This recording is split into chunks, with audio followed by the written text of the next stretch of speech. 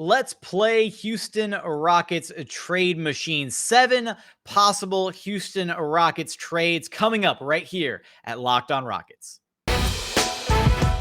It's the Locked On Podcast Network, your team every day.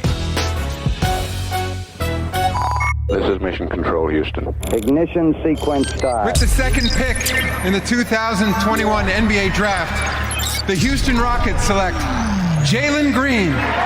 T-minus 15 seconds. Guidance is internal. I'm going to keep working. I'm going to keep getting better every day. I'm going to keep perfecting my craft. And every time I step on that floor, I'm coming. 6, 5, 4, 3, 2, 1.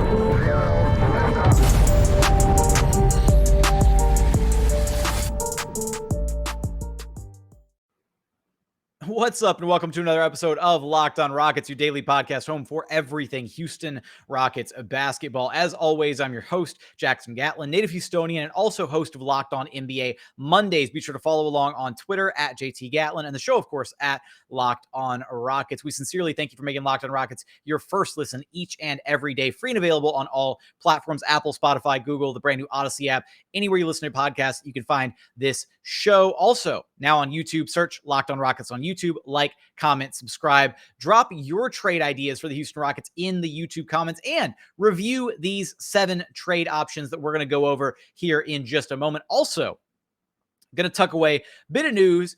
Mark Stein with some reporting on James Harden and his potential future with the Brooklyn Nets. Going to talk about that in segment 3. Tuck it away at the very end of today's show. So with that, let's go ahead and get the ball rolling here. And how else could we start any potential trade discussions, trade scenarios for the Houston Rockets? Then, we got to start with Eric Gordon. And I will preface this with saying that Eric Gordon is likely going to be gone at this trade deadline. Like, I would be absolutely shocked if Eric Gordon is still a Houston Rocket after this NBA trade deadline.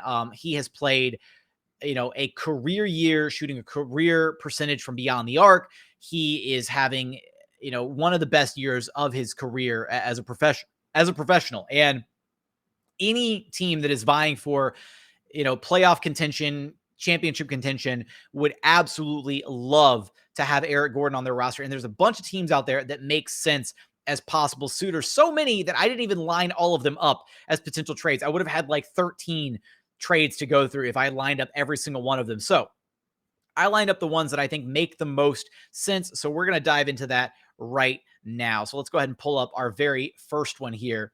So there's a bunch of suitors out there for Eric Gordon, but the one that I keep coming back to and the one that makes the most sense as kind of my ideal number one spot for an Eric Gordon trade, with the caveat of what types of, restrictions are being placed on the draft capital coming back to the Houston Rockets.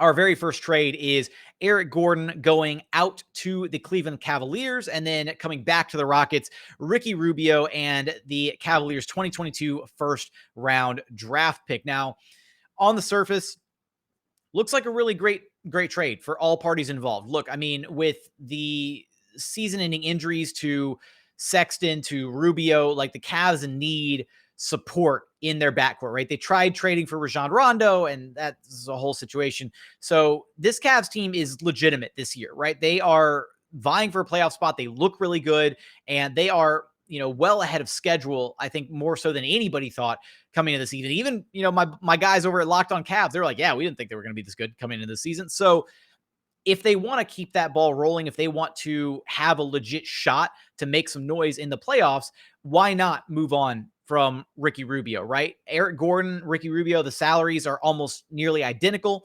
And then you move on from the draft pick. And ultimately, one of the concerns with any form of draft capital coming back for Eric Gordon is going to be, okay, well, what kind of protections is, the team giving up the pick going to try to put on it? And ultimately, I think if you're looking at this trade with the Cavaliers, you'd probably be content with just lottery protection, right, on this draft pick, because Eric Gordon is going to make this Cavaliers team a better team than they are already, which means they're going to be a lock for the playoffs in the Eastern Conference. So I don't think there should be a worry if they were to walk away and say, you know what, we'll give you our first round draft pick this year, sure, but it's going to be, lottery protected, top 14 protected.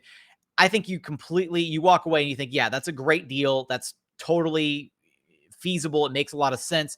And you walk away thinking, yeah, that's going to be a great return for Eric Gordon.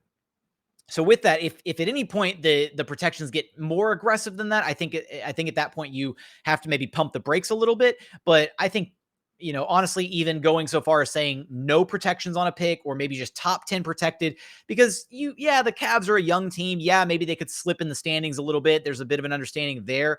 So it's all about what the team trading for Eric Gordon is going to try to put as far as protections on their pick. So that's trade number 1 on the docket. So let's move on to trade number 2, which are going to be like these first handful of trades are going to be just iterations of an Eric Gordon trade, right? And it's 3 different teams. So the second team here in the mix are, I think, the Toronto Raptors. And this one gets a little bit murkier as far as the pick protections go, but similar situation with Ricky Rubio and the Cleveland Cavaliers. They could easily trade for Goran Dragic, and then Rockets would be able to waive if it's Rubio, waive Rubio. If it's Dragic, waive Dragic. And then get back the first round draft pick of the Toronto Raptors. Now, it's worth noting here that the Raptors are not nearly as concrete in their playoff aspirations as it feels like the Cleveland Cavaliers are. So I think at this point, you'd be wondering what kind of protections the Raptors are going to try and throw on this pick. I think at that point, definitely a lottery protection becomes a bit more of a concern, because at that point, then maybe the Raptors find themselves slipping. They do find themselves in the lottery, and you basically gave up Eric Gordon for nothing. So I think at that point, you do have to be very cautious if you're the Houston Rockets as far as what type of protections come back on that type of a first round draft pick.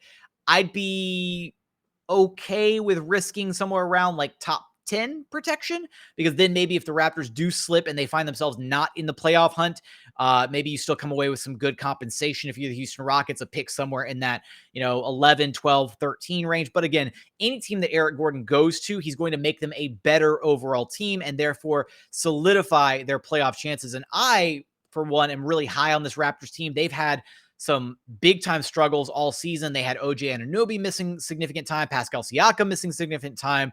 I mean, everybody on their roster, they've had guys in and out of the lineup all season long. Scotty Barnes has missed time. And this is a team that when they're healthy, when they are all together, they've looked really, really good. And Eric Gordon could be a part of that coming up very, very shortly. So with that, let's get to our third and final Eric Gordon solo deal. And this is not a trade for you, those of you watching on YouTube. This is not a trade with Eric Gordon being traded for 3 future first round draft picks. I simply threw those in there to show that the Atlanta Hawks have a lot of options with potential future firsts. Now, I will say that I think the Hawks may be in play for potentially a bigger name, maybe a guy like maybe a Harrison Barnes or a Jeremy Grant type guy. The Hawks, it feels like they could be in play for somebody like that. But if they do strike out, they're in desperate need of some reinforcements, especially in the backcourt next to Trae Young. And Eric Gordon would be a perfect complementary piece for this Hawks team, a secondary ball handler next to Trae, somebody who can play off ball, but you can put the ball in his hands as well.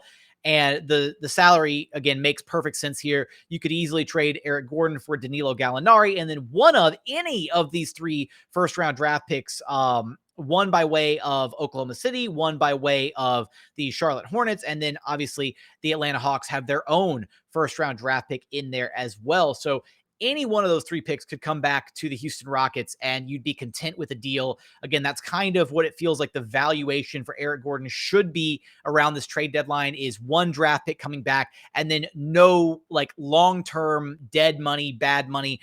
Gallinari does have a second year on his deal, but he only has $5 million guaranteed in that second year of his deal. So it's not the end of the world in a Gallo trade with him coming back and still, being on the books for next season. I think you could very easily work out some type of a buyout, or maybe the Rockets just eat the money for next season and call it a day, especially if they can create some type of a bidding war for Eric Gordon and try to create some havoc trying to figure out what they might be able to get back as a potential first round draft pick offer from Eric Gordon. So the Hawks do have, again, a variety of picks to choose from. And if the Hawks decide they want to sweeten the pot with one of the better of those first round draft picks, then I think you have to look at the Hawks as, the optimal destination, even more so than the Cavaliers or the Toronto Raptors. So coming up, I want to get into the rest of these trades. We're going to get there in just a moment after a quick message from our friends over at Prize Picks, because look,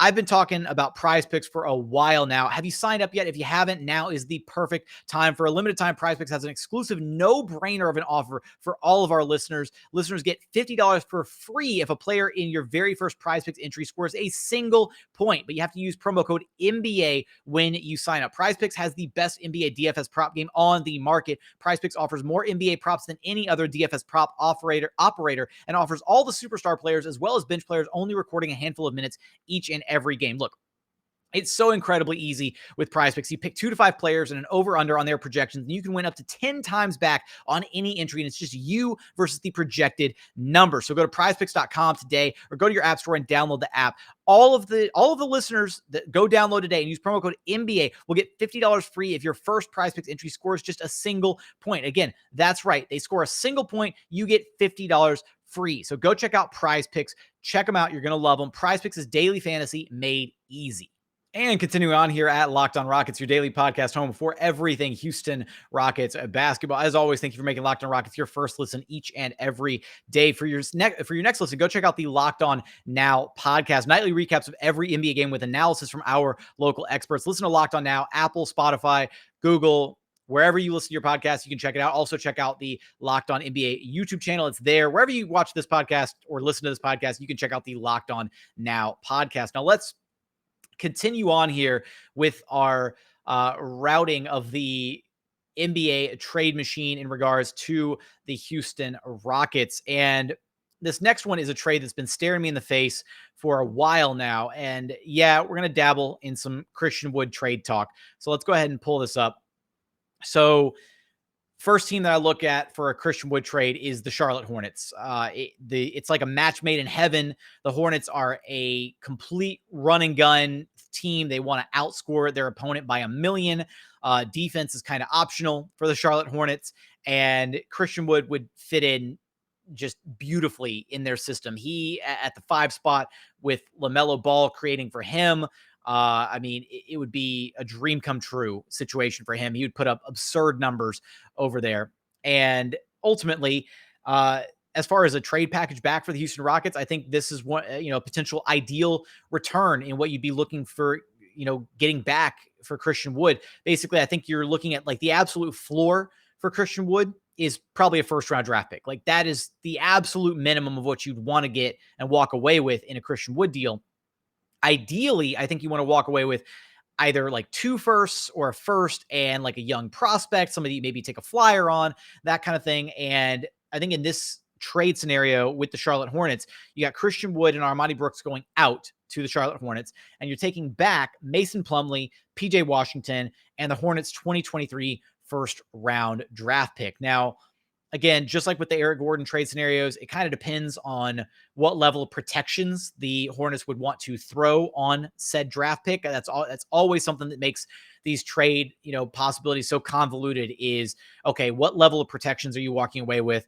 I think if you're the Rockets, you'd feel okay again with maybe like top 10 protections on this pick. The Hornets are currently in the playoff hunt in the Eastern Conference, but they're a team that could very easily slip a little bit, right? So you don't want to see them slip and walk away and not have a pick convey because of that. So again, and these, as far as pick protections go, you can get super convoluted with it, right? Where you can have like the pick that the Washington Wizards gave to the Rockets, or that the Blazers gave to the Rockets, where they would, not convey if they were, top 16, top 18, whatever, lottery protected. Okay, it'll convey next year. Okay, if it doesn't convey next year, and then, it keeps not conveying for like 4 years down the line, and then eventually it turns into like a second round draft pick. You can get super convoluted and creative with these trade proposals and just how far you want to throw these protections down the road. And I think if you're the Rockets, you definitely don't want something that's going to, lock up a draft pick. And the other thing is too, is for these teams that do that with their draft picks, it does lock up their ability to trade future draft assets, because if they don't have a guaranteed pick, that's when the Stepien rule kicks in and suddenly you can't facilitate any of your future firsts. So that's why that Detroit Pistons pick that the Rockets were holding on to was so interesting, because it, basically hamstrung the Pistons and their ability to potentially move any assets further down the line. So with that, I really like this trade for the Houston Rockets. I think PJ Washington's a really interesting name for this Rockets team, somebody you could take a flyer on and potentially see how he pans out, how he develops here in Houston without having to worry about paying,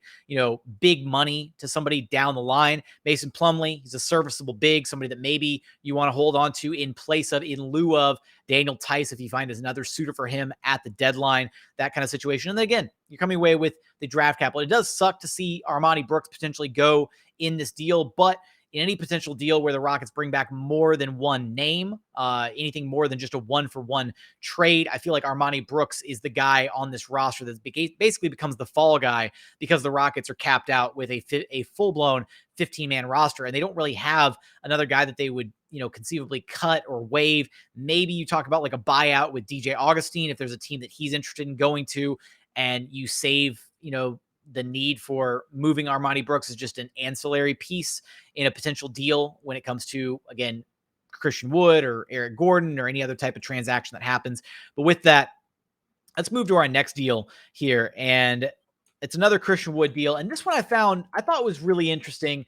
And maybe I'm overselling Christian Wood's trade value here, but the Timberwolves are a team that's been trying to piece it together, right? They've been trying to make something happen for a while now. They're kind of like on the cusp this season of getting things figured out. And having somebody to play alongside Karl-Anthony Towns in Christian Wood, a stretch 4 in Christian Wood to place alongside Karl-Anthony Towns, I feel like would potentially take the Timberwolves to the next level. Now, there's some question marks about what that pairing looks like defensively for obvious reasons, but I think at times Christian Wood's defense on the perimeter has actually been better than his interior defense, right? So if you've got Christian Wood slotted at the 4 spot, you've got Karl-Anthony Towns at the 5, I think offensively, that's a match made in heaven for what they'd be able to do. You make Christian Wood, you kind of do turn Christian Wood into a spot-up 3-point shooter, but he's somebody that can also still drive the ball in off the perimeter. I think it makes a lot of sense there. And then coming back for the Houston Rockets, if you're talking about a Timberwolves deal, you got Taurean Prince coming back, and he's basically just the salary filler. You waive him, you cut him immediately. He's gone and out the door. Obviously, you don't want another situation happening with Taurean Prince and Kevin Porter Jr., so get him far and away from the Houston Rockets locker room. He never steps foot in there.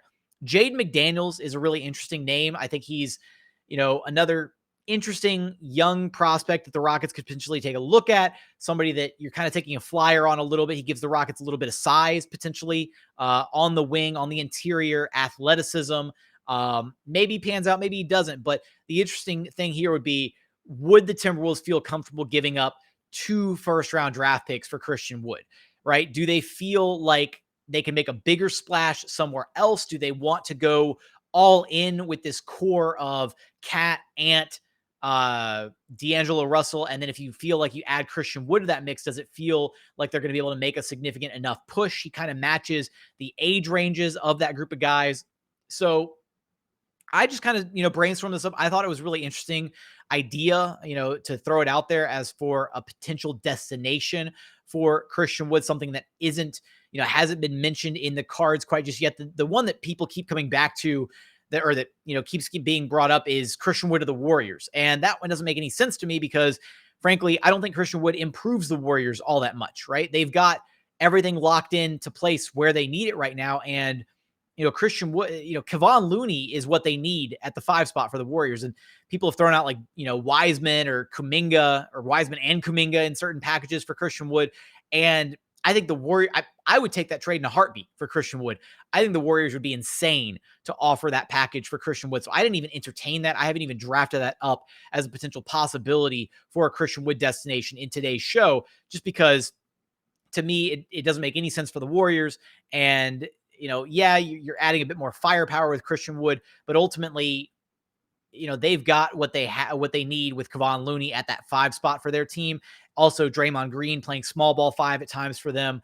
It just doesn't quite make sense. And why would you give up two really young, exciting prospects in Wiseman and Kuminga for a guy like Christian Wood, who's, already 26 years old, not that he's, old in his career, but, the Warriors can simultaneously be competitive now and still be competitive and compete for the future with guys like Wiseman and Kuminga, who have already shown flashes of their absurd talent level. So with that, that's going to be our pair of Christian Wood deals. I've got one more kind of crazy trade here teed up that I want to get to in just a moment, but we'll get there after a quick message from our friends over at betonline.ag, because BetOnline would like to wish you a happy new betting year as we continue our march to the playoffs and beyond. BetOnline remains your number one spot for all the best sports wagering action for 2022. New year and a new updated desktop and mobile website where when you sign up today using promo code Locked On, you'll get a 50% welcome bonus on your very first deposit. Again, that's promo code Locked On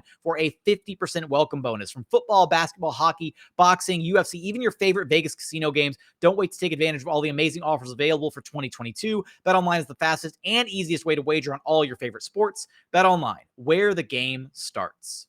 And final segment here at Locked On Rockets, your daily podcast home for everything Houston Rockets basketball, part of the Locked On Podcast Network. As always, thank you so much for listening to Locked On Rockets and making it your first listen of the day. Now, for your second listen, go check out Locked On Bets, your daily one-stop shop for all of your gambling needs. Make a little money with Locked On Bets, hosted by your boy Q with expert analysis and insight from Lee Sterling. It's free and available on all platforms. Now, continuing on, we've got two more trades to hit on here before we dive into that little bit of news and reporting by Mark Stein regarding James Harden's future as a Brooklyn Net. So let's go ahead and get into this next trade proposal. Shout out Chris White at Firebear on Twitter, who proposed this one, and I saw it and I was like, okay, this is kind of an interesting one.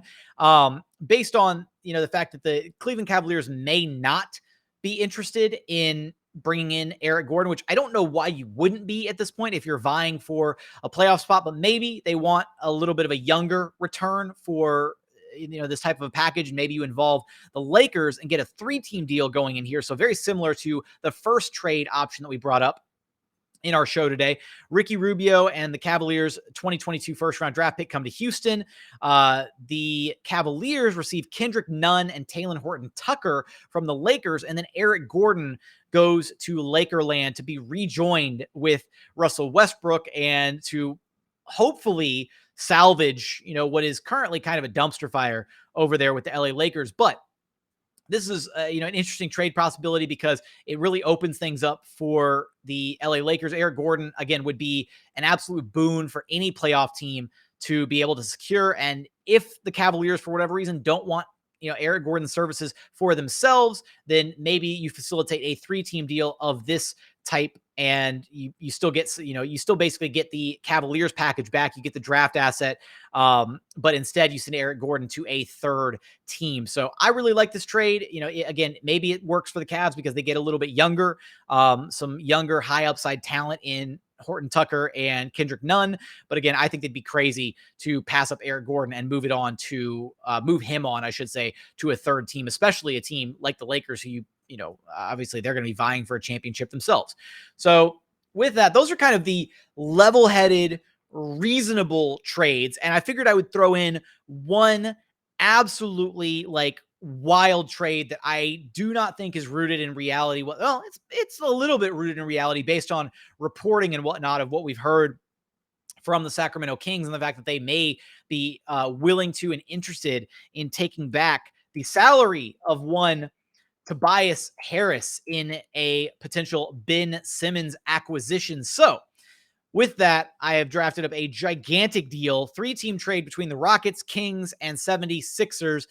The Houston Rockets bring back all the dead weight and salary from the Kings. So they take in Tristan Thompson, Harrison Barnes, and Marvin Bagley III.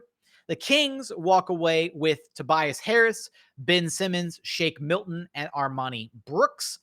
And then the 76ers come away with DJ Augustine, John Wall, Buddy Hield, and 3 future first-round draft picks from the Sacramento Kings. So this feels like kind of the best of both worlds for the 76ers as far as offsetting Ben Simmons. You finally move on from the Ben Simmons drama. You bring in some shooters to put around Joel Embiid. You bring in John Wall, a proven veteran point guard, and you get all of the future draft capital to then potentially flip into another deal if you are the 76ers and Daryl Morey. So again, Daryl Morey stalls out and gets his wishes. He gets the best of both worlds. He gets players that are going to help the 76ers compete and win now, as well as the draft capital make a move later on. Now, whether or not the Kings would be willing to give up 3 future first-round draft picks, 2026, 2022, and 2024, I don't know why I read those out of order, but I did. I don't know.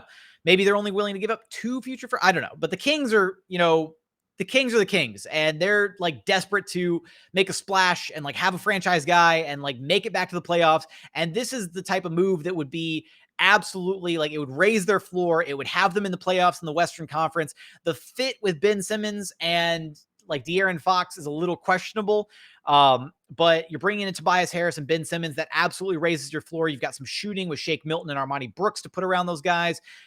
The Kings would have to figure out, something down the line for De'Aaron Fox, moving him on to another team, come off season, or maybe they make another deadline deal here. But I think this is like a move that the Kings reportedly they'd be interested in taking back Tobias Harris's contract in a Ben Simmons deal. So maybe this is their way of getting their guy. From the Rockets side of things, the Rockets take back 2 contracts in Tristan Thompson and Marvin Bagley, who are, just through this season. So basically you take a flyer on Marvin Bagley. If you like him, you can, double down, give him a fresh contract in the offseason. If not, he's off the books. You clear all that money.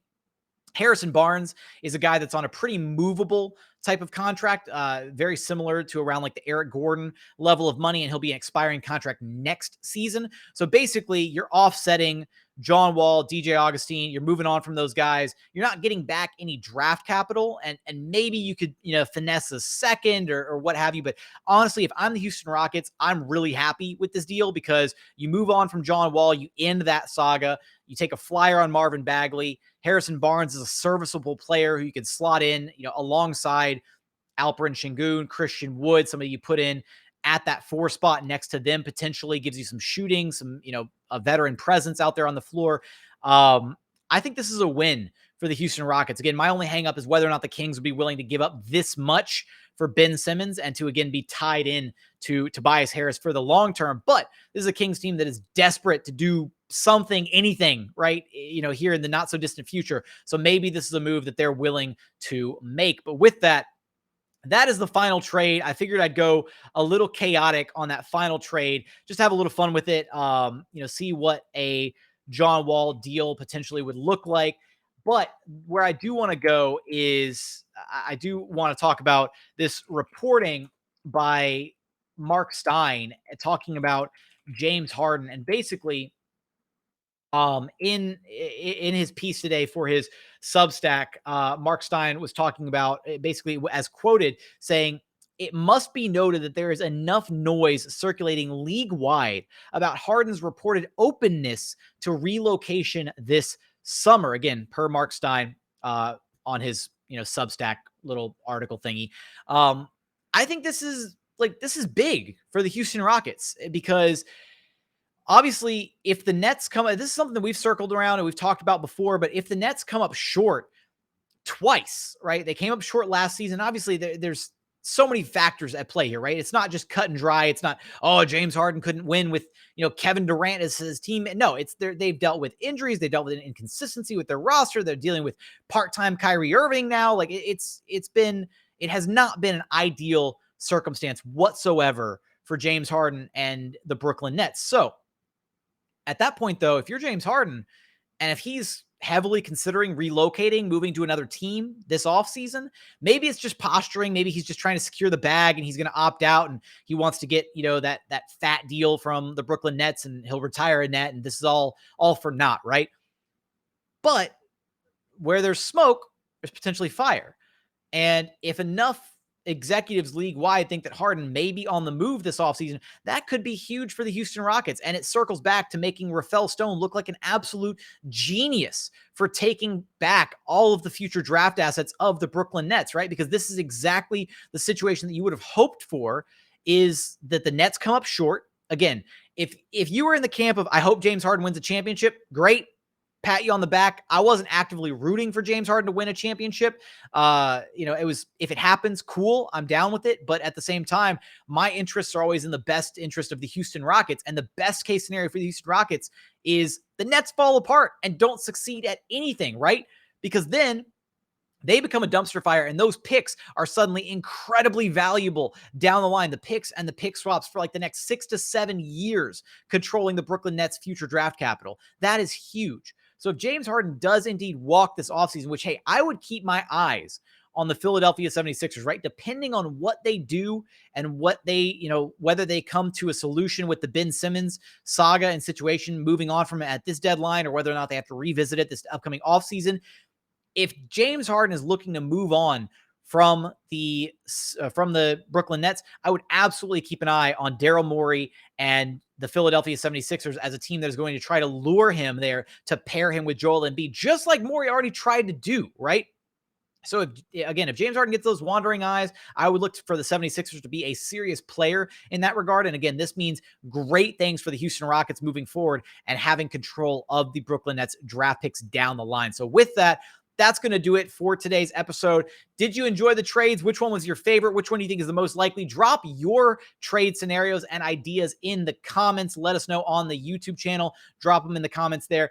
But again, if you haven't done so yet, please consider subscribing wherever you check out your podcast. Apple, Spotify, Google, the brand new Odyssey app, free and available on all platforms. Already mentioned it, but check us out on YouTube as well. Search Locked on Rockets on YouTube. Like, comment, subscribe, all that good stuff. As always, thank you so much for watching. Thank you so much for listening. We look forward to having you back right here at Locked on Rockets, your daily podcast home for everything Houston Rockets basketball.